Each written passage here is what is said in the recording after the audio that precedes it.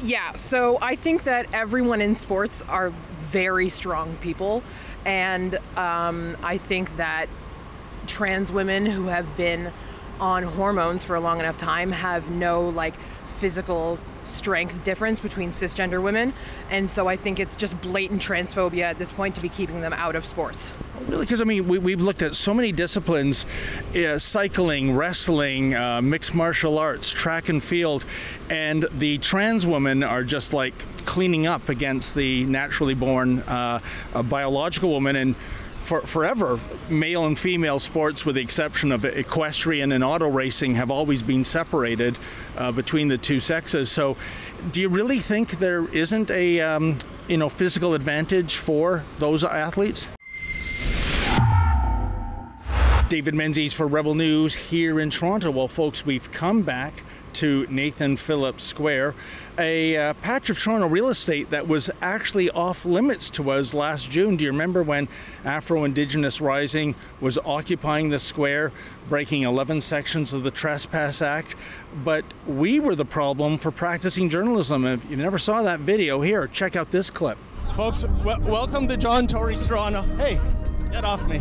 Don't slap my hand away. Don't slap my hand away against the break. What do you mean? Huh? Is that a threat? I will trespass you for non-compliance. I need you to stay back. So this isn't probably the best time to be coming here and doing this. I understand what you're trying to do.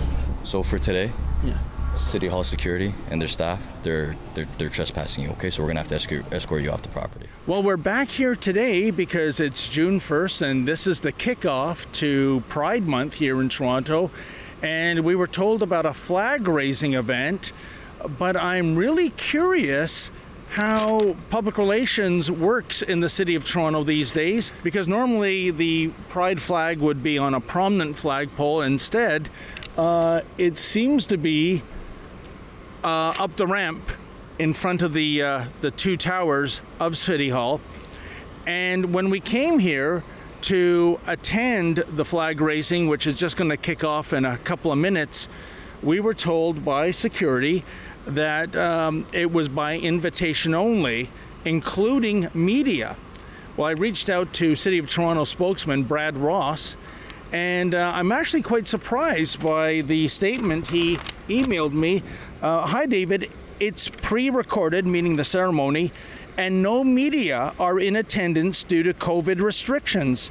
The recording will be posted at 1 p.m. by Pride Toronto. Thanks, Brad Ross. Now, I don't know, that looks like a ceremony to me. We're just a couple of minutes away from 1 p.m. So is that the new way of doing business here? Only select few on the public square get to attend a flag raising event. Only select media will be invited because, well, the ones they invite probably don't ask the impolite and insensitive questions that I ask. At least we haven't been threatened with trespass on the city square, so that is a success. My questions for members of the trans community, one of the topics du jour, we have a new book that's come out called Unsporting: How Trans Activism and Science Denial Are Destroying Sport. And I'm just curious how you feel about biological males that have transitioned into females, and then they go into elite sports and they're wiping the floor against biological females. Do you have a position on that? Yeah, so I think that everyone in sports are very strong people, and I think that trans women who have been on hormones for a long enough time have no physical strength difference between cisgender women, and so I think it's just blatant transphobia at this point to be keeping them out of sports.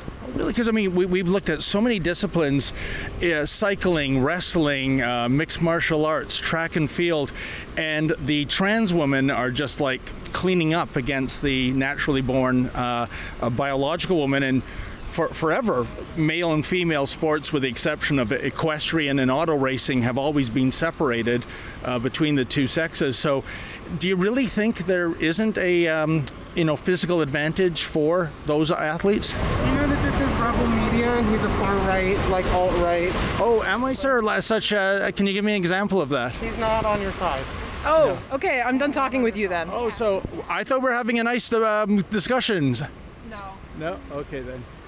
So there you go, folks. Yet again, we get smeared with an unfair and inaccurate descriptor. It's kind of funny when you decide to shut down the debate, when you can't make points to bolster your argument. I don't think those sort of people have much of an argument to make in the first place. Folks, I interrupt this video for a very urgent message. You know it's only a matter of time before the Silicon Valley tech giants come and crush Rebel News, or at least try to crush Rebel News once and for all. We're not going to let that happen. Please go to rebelnews.com. That's rebelnews.com. We need you to sign up with us there on our website. We need your phone number. We need your email address. We do not share your personal information with anyone else. But if we can get that information from you, you can maintain your relationship with Rebel News going forward in the future. I knew it. Did we not just see at the stroke of 1 p.m.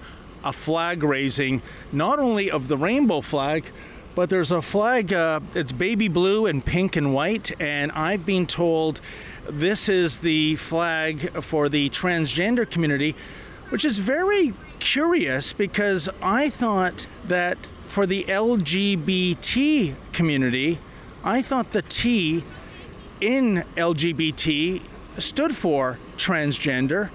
So why do the transgender people get a separate flag? It's kind of like seeing a flag of Canada being raised and also a flag of Manitoba, or I guess in the years to come, Person-toba.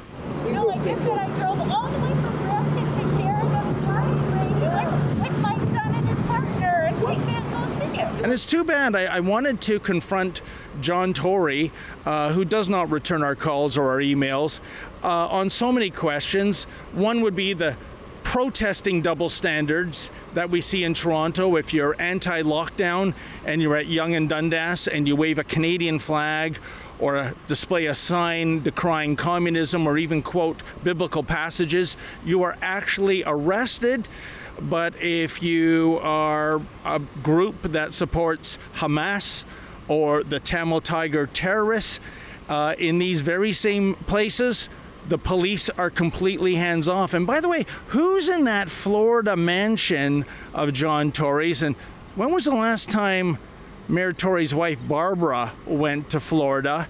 And who was responsible for that dossier in which basically city staff were spying on us and compiling files? I want to know who was responsible for that and who has access to that personal information. Those were my questions to John Tory. We won't get to ask those questions, folks, because as you can see, the ceremony is behind barred gates on a raised elevation with security guards, because in John Tory's Toronto, it is verboten to ask hard questions. For Rebel News, I'm David the Menzoid Menzies. Well, folks, you've probably heard the news by now. YouTube is undoubtedly coming to kill us. They have completely demonetized us. The other day, they gave us a strike for no good reason whatsoever. So please, we want you to stay in touch with Rebel News.